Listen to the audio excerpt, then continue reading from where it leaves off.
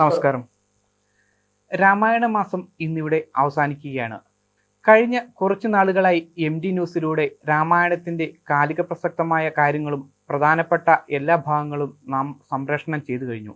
ഇതിനെക്കുറിച്ചെല്ലാം പ്രേക്ഷകരിൽ നിന്നും വളരെ മികച്ച പ്രതികരണമാണ് നമുക്ക് ലഭിച്ചതും.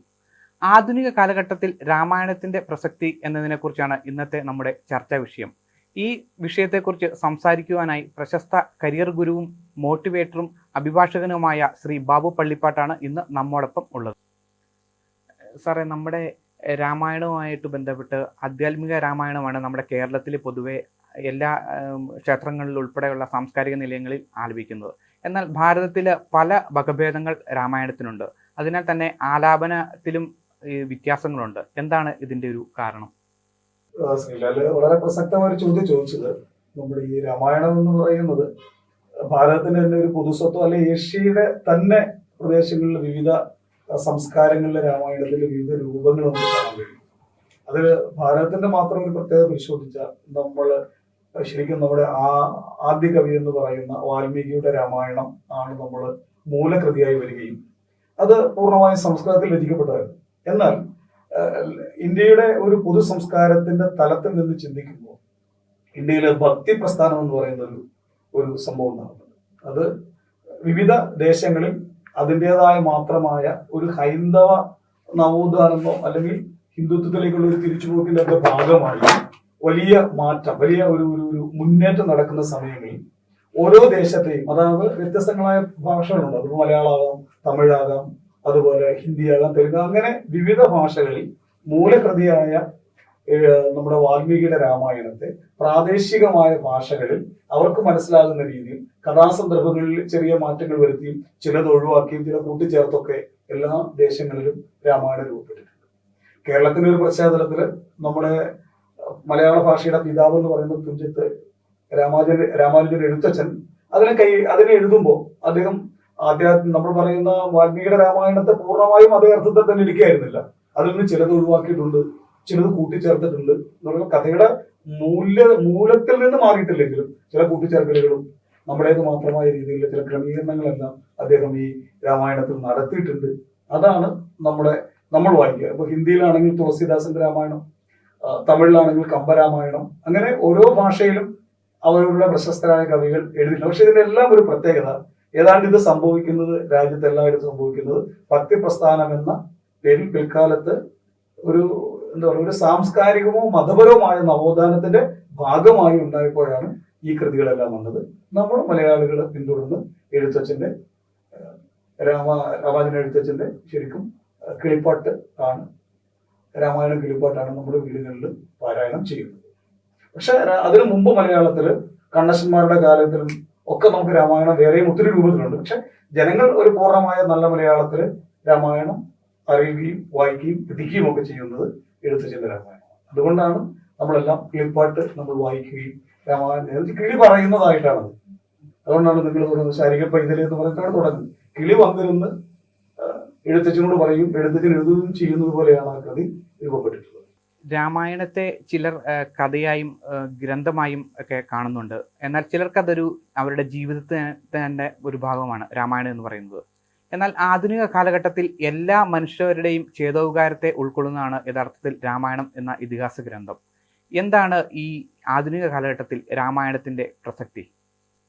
ഈ രാമായണം എന്ന് പറയുന്നത് ഞാൻ ആദ്യം പറഞ്ഞല്ലോ. ഇപ്പോ ശരിക്കും നമ്മള് വാൽമീകിയുടെ രാമായണം പരിശോധിക്കുമ്പോൾ വാൽമീകി നടത്തുന്നത് ഉത്തമനായ ഒരു മനുഷ്യനെ കുറിച്ച്, ഉത്തമനായ ഒരു പുരുഷനെ കുറിച്ച്, ഉത്തമനായ ഒരു വ്യക്തിയെ കുറിച്ച് കഥ എഴുതുകയാണ് യഥാർത്ഥത്തിൽ. അപ്പൊ ഇന്നേ വരെ നമുക്ക് ഐഡിയലായി പിന്തുടരാൻ പറ്റുന്ന ഒരു മനുഷ്യൻ ആരാണ് എന്ന ചോദ്യത്തിന് ആ മനുഷ്യനെ കണ്ടെത്തുകയാണ് രാമനിലൂടെ. അപ്പൊ ആ രാമന്റെ കഥയെ നമുക്ക് വേണമെങ്കിൽ കഥാസന്ദർഭമായി വരുന്ന കഥയെ നമുക്ക് വായിച്ചു നമുക്ക് ഒരു കഥ പോലെ വെച്ചാൽ, കാരണം വളരെ ഒരു ത്രില്ലറായ കഥയത് ശരിക്കും വേണമെങ്കിൽ അല്ലെ. തുടങ്ങുന്നു, ഇടയ്ക്ക് യുദ്ധം വരുന്നു, കാട്ടിൽ പോകുന്നു, വേട്ടയാടുന്നു, ഭാര്യയെ പിരിയുന്നു എന്ന് പറഞ്ഞാൽ നമ്മളൊക്കെ അത് ഒരു കൊമേഴ്ഷ്യൽ സിനിമയുടെ കഥ പോലെ വേണമെങ്കിൽ നമുക്ക് എടുക്കാം. പക്ഷെ അതിനപ്പുറത്ത് രാമൻ എന്ന് പറയുന്ന ഒരു വ്യക്തി അല്ലെങ്കിൽ ഒരു രാജാവ് നടത്തുന്ന ചില കൃത്യമായ ഒരു അന്വേഷണമുണ്ട്. അതിൽ ഏറ്റവും പ്രധാനപ്പെട്ട ഒരു കാര്യം, ഇത് രണ്ടു മൂന്ന് സന്ദർഭമാണ്. നമ്മുടെ ഇപ്പോൾ എഴുത്തച്ഛന്റെ കിളിപ്പാട്ടില് ഒരു പക്ഷെ നമുക്ക് കാണാൻ പറ്റാത്ത ഒരു കാര്യം, വാൽമീകിയുടെ രാമായണത്തില് രാമൻ വനത്തിൽ പോകുമ്പോൾ സ്വാഭാവികമായിട്ട് രാമനെ കാണാൻ വേണ്ടി ഭരതകുമാരൻ ചെല്ലും. ആ ചെല്ലുന്ന ഘട്ടത്തിലാണ് യഥാർത്ഥത്തിൽ ഭരതകുമാരനോട്, അത് നമ്മുടെ വാൽമീകിയുടെ രാമായണത്തിലുള്ളതിനേക്കാൾ ചെറുതായി മാത്രം നമ്മുടെ കിളിപ്പാട്ടിലുണ്ടെങ്കിൽ വാൽമീകി രാമായണത്തിൽ ഭരതൻ വനത്തിൽ ചെല്ലുമ്പോൾ ഭരതനുമായൊരു ഒരു ഒരു കുറച്ച് കാര്യങ്ങൾ അദ്ദേഹം പറയും. ഒരു അല്പം സുദീർഘമായ ഒരു രംഗമാണ്. ആ സമയത്ത് എങ്ങനായിരിക്കണം ഒരു ഭരണാധികാരി എന്ന് ഒരുപക്ഷെ ലോകത്തിൽ ആദ്യമായി ചർച്ച ചെയ്യുന്നവിടെ how will be a ruler, എന്തായിരിക്കണം ഒരു ഭരണാധികാരി, എങ്ങനായിരിക്കണം അയാളുടെ പ്രവർത്തനങ്ങൾ, ഇതൊക്കെ വളരെ വ്യക്തമായി പറയുകയാണ്. രാജാവ് എങ്ങനെയാണ്, പ്രജകൾ എങ്ങനെയാണോ, എങ്ങനെയായിരിക്കണം നിന്റെ സമീപനം. നമ്മൾ ഈ പുതിയ കാലത്തൊക്കെ മതത്തിന്റെ പേരിലൊക്കെ വലിയ സംഭവങ്ങളും ഒറ്റ മതം ഒറ്റ ജാതി എന്നൊക്കെ പറഞ്ഞു നിൽക്കുന്ന ഒരു കാലത്ത് അവിടെ ചർച്ച ചെയ്യുന്ന സന്ദർഭത്തിൽ വളരെ അടിവരയിട്ട് പറയുന്ന ഒരു കാര്യമുണ്ട്. രാജാവ് പറയുന്നുണ്ട്, നമ്മുടെ രാജ്യത്ത് വളരെ കൃത്യമായ ചില വിശ്വാസങ്ങൾക്ക് പുറത്തുന്ന ഒരു ഭരണാധികാരിയായിരിക്കും നീ, അല്ലെങ്കിൽ ഭരതകുമാരൻ. പക്ഷേ നമ്മുടെ രാജ്യത്ത് ചാർവാകർ എന്ന് പറയുന്ന ഒരു വിഭാഗം ആളുകളുണ്ട്. ചാർവാകർ നമുക്കറിയാം, ഇന്ത്യൻ ഫിലോസഫിയില് ദൈവത്തെ നിഷേധിച്ച, നമ്മളിന്ന് വിളിക്കുന്ന എത്തിസ്റ്റുകൾ എന്ന് വിളിക്കുന്നവരെ പോലെ ദൈവത്തെ നിഷേധിച്ച ചാർവാകൻ എന്ന ഗുരുവിന്റെ അല്ലെങ്കിൽ സന്യാസിയുടെ പിന്മുറക്കാരാണ്. ദൈവം എന്ന സങ്കല്പത്തോടൊന്നും അവർക്ക് ഒരു തരത്തിലുള്ള യോജിപ്പുമില്ല, ദൈവമില്ല എന്ന അത്തരത്തിൽ ചിന്തിക്കുന്ന അങ്ങനെയുള്ളവരും നമ്മുടെ രാജ്യത്തുണ്ട്. അവരുടെ താല്പര്യങ്ങളെയും അവരുടെ വിശ്വാസങ്ങളെയും പ്രചരിപ്പിക്കുന്നതിനും അവരുടെ കാര്യങ്ങൾ പറയുന്നതിനും ഒക്കെയുള്ള അവസരം രാജാവ് എന്ന രീതിയിൽ നിനക്ക് നൽകേണ്ടതുണ്ട് എന്ന് പറയുമ്പോൾ ഇന്ത്യയുടെ മണ്ണിൽ എത്രയോ വർഷം മുമ്പ് തന്നെ, ചരിത്രാതീത കാലം മുതൽ തന്നെ എങ്ങനായിരുന്നു ഈ സെക്യുലറിസം എന്ന് പറയുന്ന, അല്ലെങ്കിൽ ടോളറൈസേഷൻ എന്ന് പറയുന്ന, സമഭാവന എന്ന് പറയുന്ന, മറ്റുള്ളവർക്കും പ്രവർത്തിക്കാൻ കഴിയണമെന്നുള്ള പാഠങ്ങൾ ഇന്ത്യൻ മനസ്സിൽ ഇങ്ങനെ നെയ്തിട്ടിരുന്നതിന്റെ ഒരു സൂചനയും ഒരു വിരൽ ചൂണ്ടലുമാണ് ആ സന്ദർഭം. അതാണ് ഞാൻ പറഞ്ഞത്, അത് ഈ ഒരു പുതിയ കാലത്ത് ഒരു പുതിയ പാഠത്തിന്റെയും പുതിയ വായനയുടെയും സാധ്യത. മറ്റൊരു വല്ലാത്തൊരു സാധനം പലപ്പോഴും ഈ ഫെമിനിസ്റ്റുകളായ ആളുകളുടെ ഇടയിൽ അങ്ങനെ നമുക്ക് വായിക്കാം. ഞാൻ പറയുന്ന ഒരു കൃതി എങ്ങനെയാണ് കാലത്തെ കഴിഞ്ഞും വായിക്കുന്നത്. നമ്മളൊരു സാധനം എടുത്തെന്ന് വായിക്കുക, ആ വായിച്ചിട്ട് ഒരു 10 കൊല്ലം, അപ്പം ഭയങ്കര വൈകാരികമായിട്ട് ഇഷ്ടമായിട്ട് തോന്നും.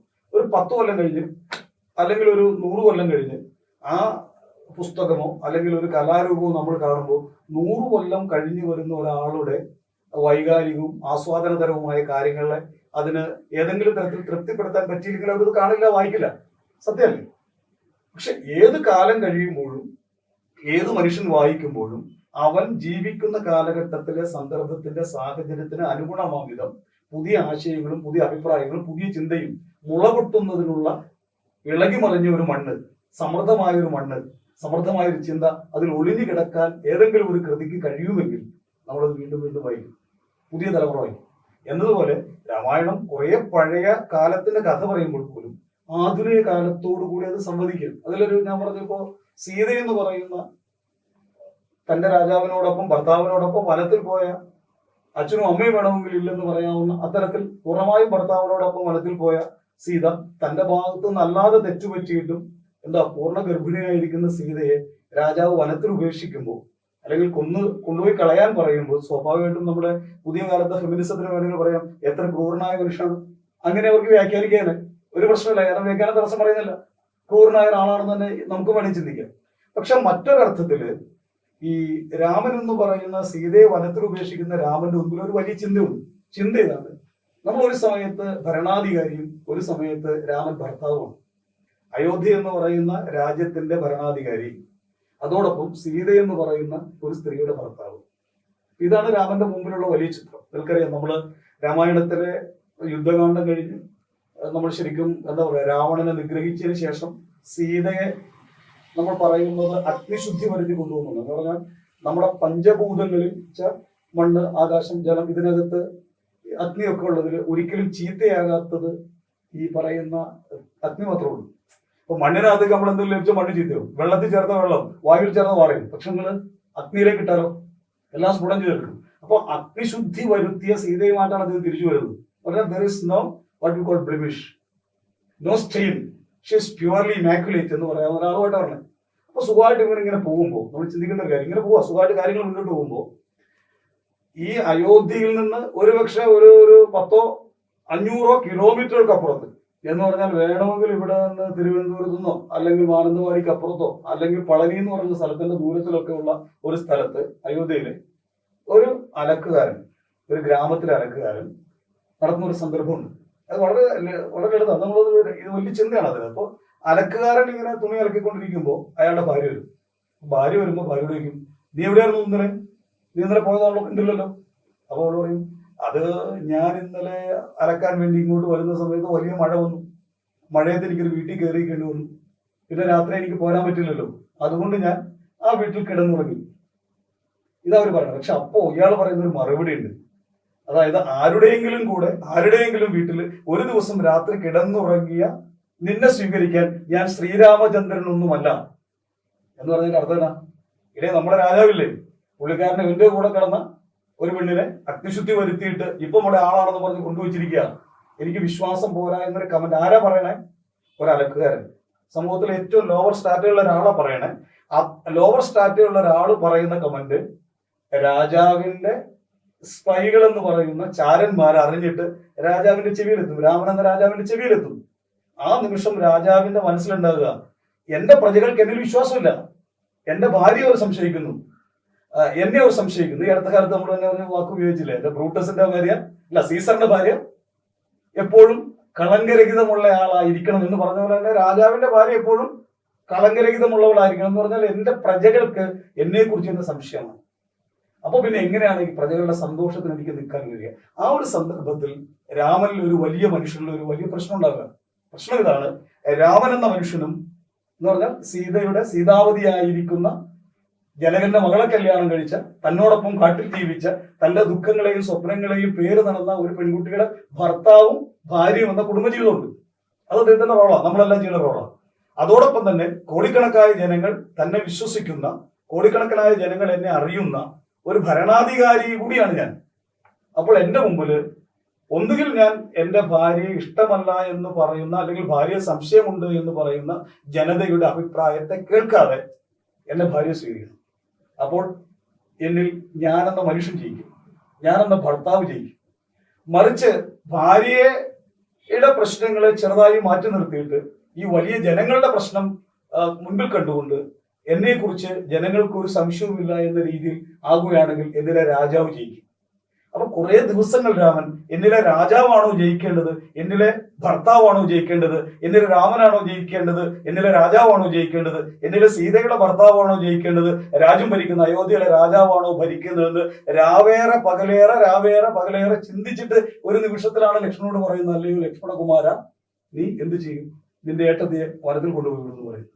എന്ന് പറഞ്ഞാൽ അവിടെ തന്റെ ദുഃഖങ്ങളെല്ലാം ഏറ്റ് രാജാവെന്ന് പറയുന്ന രാമൻ ജയിക്കുകയും രാമൻ എന്ന ഭർത്താവ് മരിക്കുകയും ചെയ്യുന്നു. പുതിയ കാലഘട്ടത്തിൽ നമ്മുടെ ഭരണാധികാരികൾ തീരുമാനങ്ങൾ എടുക്കുമ്പോൾ ജയിക്കുന്നത് എവിടെയാണ്?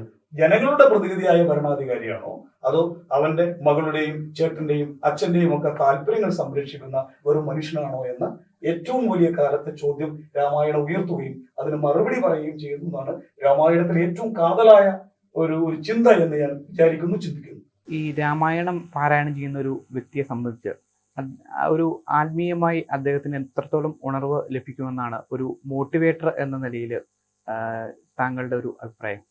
ശ്രീലാൽ ചോദിച്ചൊരു ചോദ്യം, ഈ മനുഷ്യന്റെ ഇപ്പോൾ നമ്മൾ ബൈബിളിലൊരു വാക്കുണ്ട്, അപ്പം കൊണ്ട് മാത്രമല്ല നമ്മൾ ജീവിക്കുന്നതെന്നൊരു ചൊല്ലുണ്ട്. എന്ന് പറഞ്ഞാൽ വേറെ എന്തൊക്കെയോ ചില ചേരണം. ഇപ്പോൾ നമ്മൾ തന്നെയാണെങ്കിലും നമ്മുടെ ജീവിതത്തിൽ ചില കാര്യങ്ങൾ അങ്ങനെയാണ് ചെയ്യുക. അപ്പോൾ പ്രത്യേകിച്ചും ഈ നമ്മുടെ ഏഷ്യൻ രാജ്യങ്ങൾ, പ്രത്യേകിച്ച് ഇന്ത്യ എന്ന് പറയുന്ന, ഭാരതം എന്ന് പറയുന്ന രാജ്യം മുൻപേ തൊട്ട് തന്നെ ആധ്യാത്മികതയുടെ ഭാഗമായി നിൽക്കുന്നതാണ്. ആധ്യാത്മികതയും അല്ലെങ്കിൽ അത്തരം ചിന്തകളിലാണ് നമ്മൾ കൂടുതലും നമ്മുടെ ഋഷീശ്വരന്മാരെല്ലാം ചിന്തിച്ചിട്ടുള്ളത്. പിന്നെ അതിന് മറ്റൊരു കാര്യം കൂടി ഞാൻ കടത്തി പറയാം. പക്ഷേ ഇപ്പോൾ വിൽ ഡൂറാൻഡ് എന്ന് പറയുന്ന ലോകപ്രസിദ്ധനായ ഒരു ചിന്തകനുണ്ട്. അദ്ദേഹത്തിൻ്റെ സ്റ്റോറി ഓഫ് സിവിലൈസേഷൻ എന്ന് പറയുന്ന പുസ്തകത്തിൽ അദ്ദേഹം ഒരു കമ്പാരിസൺ നടത്തുന്നുണ്ട്. ഇപ്പം യൂറോപ്യൻ രാജ്യങ്ങളിൽ ഫിലോസഫി ഉണ്ട്, യൂറോപ്യൻ രാജ്യത്തിൽ തത്വചിന്തയുണ്ട്. ഇത് നമ്മുടെ ഒരു റെയിൽപാളം പോലെയാണ്. തത്വചിന്ത ഒരു വഴിയിലൂടെ ഇങ്ങനെ നടന്നു പോകും, മതം മറ്റൊരു വഴിയിലൂടെ പോകും. എന്ന് പറഞ്ഞാൽ മതബോധമുണ്ട്, നമ്മൾ പറയുന്ന ഫിലോസഫിയുണ്ട്, തർക്കശാസ്ത്രം അല്ലെങ്കിൽ നമ്മൾ പറയുന്ന ഫിലോസഫിയുണ്ട്. ഇത് രണ്ടും സംഗമിക്കാതെ ഫിക്സ് അല്ലാതെ ഇങ്ങനെ പോകും. ഇപ്പോൾ ക്രിസ്ത്യാനിറ്റി കൂടെ പോകും. അപ്പോൾ അതേ സമയത്ത് തന്നെ അതിനോടനുബന്ധമായി വരുന്ന ഹെഗലിൻ്റെ ചിന്തകളും അല്ലെങ്കിൽ അതുപോലുള്ള ചിന്തകളൊക്കെ അതിൻ്റെ വഴിക്ക് സഞ്ചരിക്കും. എന്നാൽ മറിച്ച് ഇന്ത്യയിലെത്തുമ്പോഴേക്കും ഈ ഫിലോസഫിയും മതവും കൂടി ഒരുമിച്ച് ചേരുമ്പോൾ ഏതാണ് ഫിലോസഫി ഏതാണ് മതം എന്ന് പറയാൻ കഴിയില്ല. ഇപ്പോൾ നമ്മളൊരാൾ ചോദിക്കുകയാണ്, ഇപ്പോൾ ഭഗവത്ഗീത എന്ന് പറയുന്നത് ഒരു ഫിലോസഫിക്കൽ ഗ്രന്ഥമാണോ അതോ അതൊരു തത്വചിന്താ ഗ്രന്ഥമാണോ? രാമായണം എന്ന് പറയുന്നത് ഒരു ഫിലോസഫിക്കൽ ബുക്കാണോ അതൊരു തത്വചിന്തയുടെ പുസ്തകമാണോ എന്ന് ചോദിച്ചാൽ അത് ഒരേ സമയത്ത് മതമാണ്, അതേ സമയത്ത് തന്നെ അത് ഇപ്പം ഞാൻ പറഞ്ഞല്ലോ രാജാവിനെക്കുറിച്ചുള്ള, രാജാധികാരത്തെക്കുറിച്ചുള്ള, ഭരണത്തെക്കുറിച്ചുള്ള തർക്കശാസ്ത്രം കൂടിയാണ് രാമായണം എന്ന് ഞാൻ ഇത്തിരി മുമ്പ് പറഞ്ഞല്ലോ. അപ്പോൾ അതൊരു ഫിലോസഫി അല്ലേ?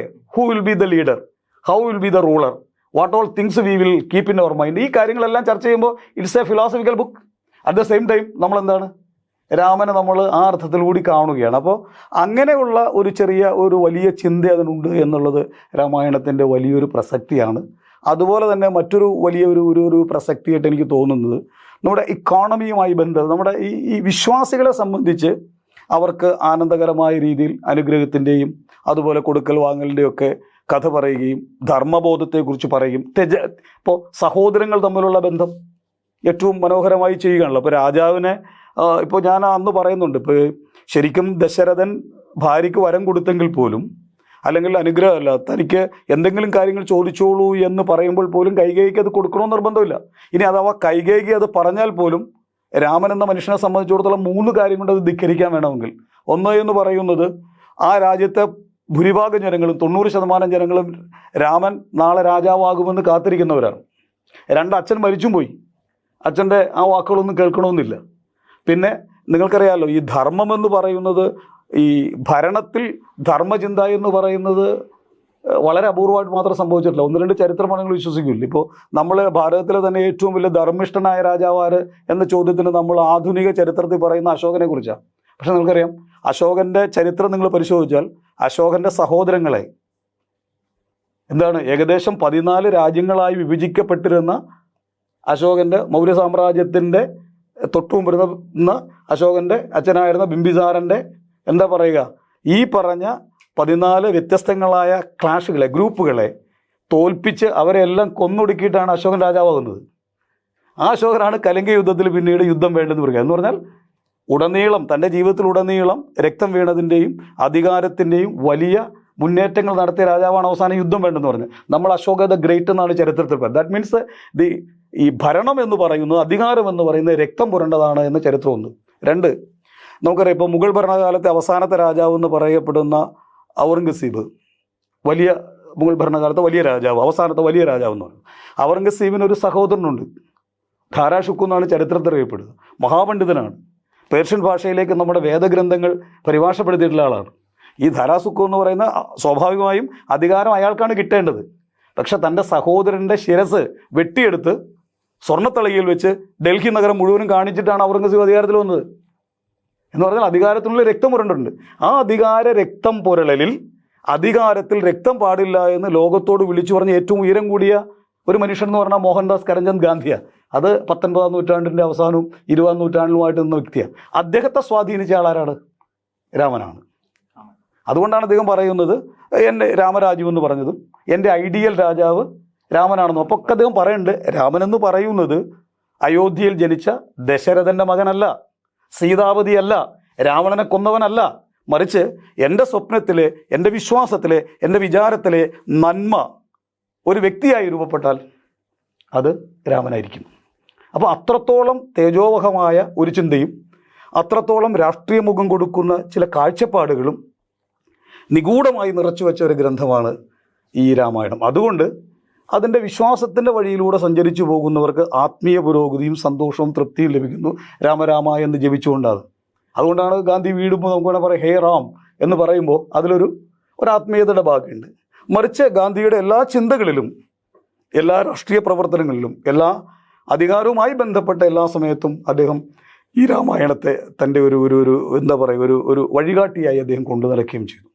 അപ്പോൾ അതിൽ നിന്ന് നമുക്ക് മനസ്സിലാക്കാം, വിശ്വാസികൾക്ക് വിശ്വാസത്തിൻ്റെ വഴിയിലൂടെയും മറിച്ച് അതിൻ്റെ ചിന്താബോധത്തിലൂടെ സഞ്ചരിക്കുന്നവർക്ക് ചിന്തയുടെ വഴിയിലൂടെയും സഞ്ചരിക്കാനുള്ള 1000 അടരുകളുള്ള 1000 വഴികൾ തുറന്ന അനേകമായ സാധ്യത ഒളിപ്പിച്ചു വെച്ചൊരു ചെപ്പാണ് രാമായണം.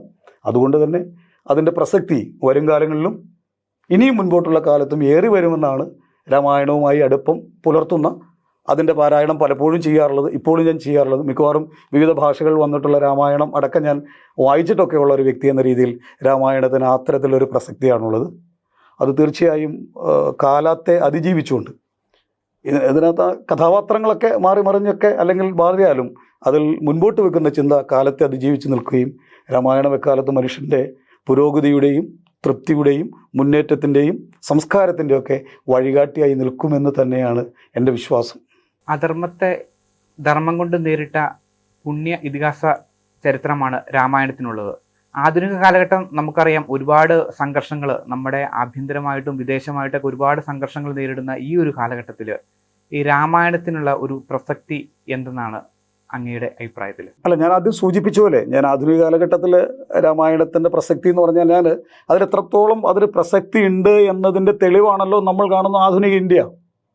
കാരണം വലിയ വിദേശി ഭരണത്തിൽ നിന്ന് വലിയ ആയുധങ്ങളൊന്നുമില്ലാതെ നൂറുകണക്കിന് ആളുകളെ കൊന്നൊടുക്കാതെ രക്തപ്പുഴ ഒഴുകാതെ ഒരു വലിയ സൂര്യനസ്തമിക്കാത്ത സാമ്രാജ്യത്തിൽ നിന്ന് ഒരു രാജ്യത്തെ വിടർത്തിയെടുക്കുന്നതിന്, സ്വാതന്ത്ര്യത്തിൻ്റെ പുതിയ ആകാശത്തിലേക്കും പുതിയ ഭൂമിയിലേക്കും കൊണ്ടുപോകുന്നതിന് മുൻനിരയിൽ നിന്ന ഒരു മനുഷ്യനുണ്ടല്ലോ. അദ്ദേഹം ധർമ്മത്തെ മുന്നിൽ പിടിച്ചുകൊണ്ട് അധർമ്മത്തെ അതിജീവിക്കാൻ ശ്രമിച്ചാണ്. അപ്പോൾ അദ്ദേഹത്തിന് പ്രചോദനമായി നിന്നത് ഈ ഗ്രന്ഥവും ഈ ഗ്രന്ഥത്തിലെ നായകനുമാണല്ലോ. അതുകൊണ്ട് തന്നെ ആ ഒരു ചിന്തയ്ക്ക് വലിയ സാധ്യതയുണ്ട്. പക്ഷേ മറിച്ചും ആകാം. ഇപ്പോൾ നമ്മളറിയാം, നമ്മുടെ പുതിയ രാഷ്ട്രീയ മുഖങ്ങളിലെല്ലാം രാമനാണ് ചർച്ച ചെയ്യപ്പെടുന്നത്, രാമനുമായി ബന്ധപ്പെട്ടാണ്. കാരണം നിങ്ങളുടെയും എൻ്റെയും ഒരു ഭാരതീയൻ്റെ, അത് ഏത് വിഭാഗത്തിൽപ്പെട്ടതോ ഏത് മതത്തിൽപ്പെട്ടതോ ഏത് ജാതിയിൽപ്പെട്ടതോ ഒക്കെ ആണെങ്കിലും അതിനപ്പുറത്ത് ഈ സംസ്കാരമെന്ന് പറയുന്നത് അറിഞ്ഞും അറിയാതെയും നമ്മുടെ ഉള്ളിൻ്റെ ഉള്ളറയിലുണ്ട്. അത് അത് സൂക്ഷ്മമായിട്ട് അറിയാൻ പറ്റും. അപ്പോൾ അതുകൊണ്ട് തന്നെ ആ ഒരു ചിന്ത നമ്മളുള്ളത് കൊണ്ട് ഈ ധർമ്മത്തെ ഊന്നിപ്പിടിക്കുന്നതിന് കരുത്തു നൽകുന്ന തരത്തിലുള്ള ഗ്രന്ഥമായ രാമായണവും അത്തരം സമാന സ്വഭാവമുള്ള പുസ്തകങ്ങളൊക്കെ തന്നെ നമ്മളെ അധർമ്മത്തെ ജയിക്കുന്നതിന് ശക്തിയായി നമുക്ക് ആത്മീയമായൊരു കരുത്ത് നൽകുന്ന ഒന്നാണ്. പലപ്പോഴും ഈ ആത്മീയമായ കരുത്തിന് രാമായണം പോലെയുള്ള പുസ്തകങ്ങൾക്ക് കഴിയുമെന്നതിൽ ഒരു തർക്കമില്ല. അതോടൊപ്പം അത് സാധിക്കുമെന്ന് നമ്മുടെ മുമ്പിൽ വലിയ തെളിവായി മോഹൻദാസ് കരംചന്ദ് ഗാന്ധി പറഞ്ഞിട്ടുണ്ട്. അപ്പോൾ അതുകൊണ്ട് തന്നെ പുതിയ കാലഘട്ടത്തിലെ പ്രതിസന്ധികളെ മുറിച്ചു കടക്കുന്നതിനും, അത് നമ്മുടെ ഭൗതിക പ്രശ്നങ്ങളെ ആകട്ടെ, കാരണം അവിടെ എല്ലാം ഇപ്പോൾ ഞാൻ ഭൗതിക പ്രശ്നം എന്ന് പറയാൻ കാരണമുണ്ട്, നിങ്ങൾ കേട്ടുള്ളൂ. അതായത് ലോകത്തിലെ ഒരു വെൽഫെയർ എക്കോണമിയിൽ ഒരു കാര്യം ചെയ്തു, ഒരു വെൽഫെയർ എക്കോണമിയിൽ ഒരിക്കലും ഒരു രാജ്യത്തിൻ്റെ വരുമാനത്തിൻ്റെ 20% കൂടുതൽ ഒരിക്കലും ടാക്സ് ആകാൻ പാടില്ല. രാമൻ യുദ്ധം ജയിച്ചതിന് ശേഷം, ഞാൻ ഈ വെൽഫെയർ എക്കോണമി, രാമൻ യുദ്ധം ജയിച്ചതിന് ശേഷം രാജ്യത്ത് ഭയങ്കര പ്രശ്നമാണ്, സാമ്പത്തിക പ്രതിസന്ധി ഉണ്ട്. അദ്ദേഹം ചർച്ച ചെയ്തപ്പോൾ ജനങ്ങൾ പറഞ്ഞു, രാജാവ് എങ്ങനെ ചർച്ച ചെയ്യാനാണ്, എങ്ങനെ രക്ഷിക്കാനാണ് അങ്ങ് പറയണേ? ഇവിടെ നിങ്ങളുടെ അച്ഛൻ പോയി യുദ്ധമെല്ലാം ചെയ്ത് ദേവന്മാരും അതുപോലെ തന്നെ അസുരന്മാരൊക്കെ യുദ്ധം നടത്തി പൈസയെല്ലാം ഇല്ലാതിരിക്കുക. ഇപ്പം ടാക്സ് തന്നെ ഞങ്ങൾ 50% കൊടുക്കണേ. അപ്പോൾ 100 പറ നെല്ല് കിട്ടിക്കഴിഞ്ഞാൽ 50 പറ നെല്ല് രാജാവിന് കൊടുക്കണം. പിന്നെ ഞങ്ങൾ എന്തിനാണ് കൃഷി ചെയ്യുന്നത് എന്ന് പറയുമ്പോൾ രാമൻ എടുക്കുന്ന ആദ്യത്തെ തീരുമാനം നേരെ മറിച്ചാൽ, നിങ്ങൾ കാര്യം നിങ്ങൾ കൃഷി ചെയ്തോ, നിങ്ങൾ അതിനകത്ത് വെറും 15% താഴെ മാത്രം എനിക്ക് തന്നാൽ മതി, ബാക്കി 70% നിങ്ങൾ, അല്ല എത്ര 85% നിങ്ങൾ എടുത്തോളൂ. അങ്ങനെ ജനം കൃഷി ചെയ്യാൻ തുടങ്ങി. നിങ്ങളിങ്ങനെ കുറച്ചുകൂടെ ചിന്തിച്ച് നോക്കിക്കഴിഞ്ഞാൽ ഏതാണ്ട് അവസാനത്തെ ഗുപ്തന്മാരുടെ ഭരണം വരെ ഇന്ത്യയിലെ ടാക്സ് എന്ന് പറയുന്നത് അത് വെറും 50% to 20% ആയിരുന്നു. അത് മുഗൾ ഭരണം വരുമ്പോഴേക്കും അത് കയറിയിട്ട് 25 മുതൽ 30 അടുക്കും. ബ്രിട്ടീഷുകാരുടെ ഭരണം വരുമ്പോൾ അത് 50 എത്തും. അതാ ഇപ്പോഴും നമ്മൾ തുടരുന്നത്. Then where is the welfare economy? അപ്പോൾ ആ വെൽഫെയർ എക്കോണമി നമ്മുടെ എക്കോണമിയിൽ അപ്ലൈ ചെയ്യാൻ രാമായണം നിങ്ങളോട് പറയല്ലേ? ശത്രുക്കളുടെ ഇടയിൽ നിന്ന്, ഏത് ആളുകളുടെ ഇടയിൽ നിന്നും നമുക്ക് നന്മ എടുക്കാമെന്ന് പറയല്ലേ? ഇതിനകത്ത് ശരിക്കും രാമൻ്റെ കൂടെയുള്ള സൈന്യം എന്താ, സ്റ്റാൻഡിങ് ആർമി ഉണ്ടോ അദ്ദേഹത്തിന് കൂടെയുള്ള ഈ പറയുന്ന വാനരന്മാരും മറ്റ് ജീവികളല്ലേ? അവരുപയോഗിച്ചുകൊണ്ടാണ് അദ്ദേഹം എന്ന് പറഞ്ഞു കഴിഞ്ഞാൽ കളക്റ്റീവായ ഫോഴ്സിനെ ഉപയോഗിച്ച് നമുക്ക് ജയിക്കാം. അതാണ് ഗാന്ധിജിയും ചെയ്തത്. ഗാന്ധിജി യുദ്ധത്തിന് മുമ്പിലേക്ക് ഇറക്കിയ രാജ്യത്തെ ഡോക്ടർമാരെ, എഞ്ചിനീയർമാരെ മാത്രമല്ല, എഴുത്തും വായന അറിയാൻ മേലാത്ത സാധാരണക്കാരനും ദളിതനെയും സ്ത്രീകളെയൊക്കെ നടത്തിയിട്ടാണ് ഇന്ത്യൻ സ്വാതന്ത്ര്യ സമരം. അപ്പോൾ ആ ഒരു മുന്നേറ്റത്തിന് സാധ്യതയുണ്ട്. എന്ന് പറഞ്ഞാൽ നമ്മൾ അറിഞ്ഞും അറിയാതെയും നമ്മുടെ ഹൃദയ താളങ്ങളിൽ പോലും, രക്തസംക്രമണത്തിൽ പോലും, നമ്മുടെ നിശ്വാസത്തിൽ പോലും ഈ ഒരു ചിന്തയുടെ ഏതെങ്കിലും തരത്തിലുള്ള സാന്നിധ്യമുണ്ട്. അതിനെ രൂപപ്പെടുത്തി ഗുണപരമായ രീതിയിൽ മാറ്റിയെടുത്താൽ ഒരു രാഷ്ട്രത്തിനുള്ള മുന്നേറ്റത്തിലേക്കുള്ള വഴിയിൽ വഴിമരുന്നായി സൂക്ഷിക്കാൻ, പാഥേയമായി കൊണ്ടുനടക്കാൻ പറ്റുന്ന കരുത്തായ ഒന്നാണ് നമ്മുടെ രാമായണം എന്നതിൽ തർക്കമില്ല. അതിന് വേണമെങ്കിൽ മതപരമായിട്ടും രാഷ്ട്രീയമായിട്ടും ഉപയോഗിക്കാം. പക്ഷെ അതൊന്നും ഏത് രീതിയിൽ ഉപയോഗിച്ചാലും അതിന് ഈ ഒരു പ്രസക്തി ഉള്ളതുകൊണ്ട്, കാലാനുവർത്തിയായ പ്രസക്തി ഉള്ളതുകൊണ്ട് അത് എക്കാലത്തും നിലനിൽക്കുമെന്ന് തന്നെയാണ് എൻ്റെ അഭിപ്രായം. പുതിയ കാലഘട്ടത്തിൽ ഒത്തിരി തിളക്കത്തോടെ അത് നമ്മുടെ ജീവിതത്തെ മാറ്റിമറിക്കാൻ കഴിയുമെന്നാണ് അർത്ഥം. ഏതാണ് ഉത്തമ മനുഷ്യൻ, ഏതാണ് ഉത്തമ പുരുഷൻ, ഏതാണ് ഉത്തമ രാജാവ്, ഏതാണ് ഉത്തമ സഹോദരൻ, ഏതാണ് ഉത്തമനായ ഭർത്താവ് അടക്കമുള്ള എല്ലാത്തരം ചോദ്യങ്ങൾക്കും ഒറ്റ വാക്കായി രാമൻ ഇങ്ങനെ ആകാശത്തോളം ഉയരത്തിൽ ഇങ്ങനെ നിൽക്കുന്നു എന്നതാണ് രാമായണത്തിൻ്റെ പ്രസക്തി. ആധുനിക കാലഘട്ടത്തിൽ രാമായണത്തിൻ്റെ പ്രസക്തി എന്ന വിഷയത്തെക്കുറിച്ച് വളരെ ആധികാരികമായും വളരെ ഭംഗിയായിട്ടുമാണ് അഭിഭാഷകനായ ശ്രീ ബാബു പള്ളിപ്പാട്ട് നമ്മോട് ഇത്രയും നേരം സംസാരിച്ചത്. രാമായണത്തിൻ്റെ പ്രസക്തി ഇന്നലകളിലും ഇന്നുകളിലും നാളുകളിലും അത് സ്ഥായിയായി തന്നെ തുടരും. രാമായണം എന്ന് പറയുന്നത് നമ്മുടെ രാജ്യത്തെ നെഞ്ചോട് ചേർത്ത് പിടിക്കുന്നതാണ്. ഇതൊരു ജാതിയുടെയോ മതത്തിൻ്റെയോ ഏതെങ്കിലും ഒരു പ്രത്യേക ആരാധന നടത്തുന്ന വിഭാഗങ്ങളുടെയോ മാത്രമല്ല. ഇന്ത്യ എന്ന ഒരു ജനതയെ ഒറ്റക്കെട്ടായി നിർത്തി മുന്നോട്ട് കൊണ്ടുപോകുന്ന ഒരു ഏക വ്യക്തി എന്ന നിലയിലാണ് രാമനെ നാം കാണുന്നതും ആ രാമൻ്റെ സന്ദേശം ജനങ്ങളിലേക്ക് പകർന്നു നൽകുന്നതും. ഈ രാമായണ മാസത്തിൽ മുഴുവൻ ദിവസങ്ങളിലും നമ്മോടൊപ്പം പങ്കെടുത്ത് രാമായണ പാരായണം കേൾക്കുകയും അത് മറ്റുള്ളവരുമായി പങ്കുവയ്ക്കുകയും ചെയ്ത മുഴുവൻ ആളുകൾക്കും രാമൻ നാമത്തിൽ നന്ദി അറിയിക്കുന്നു.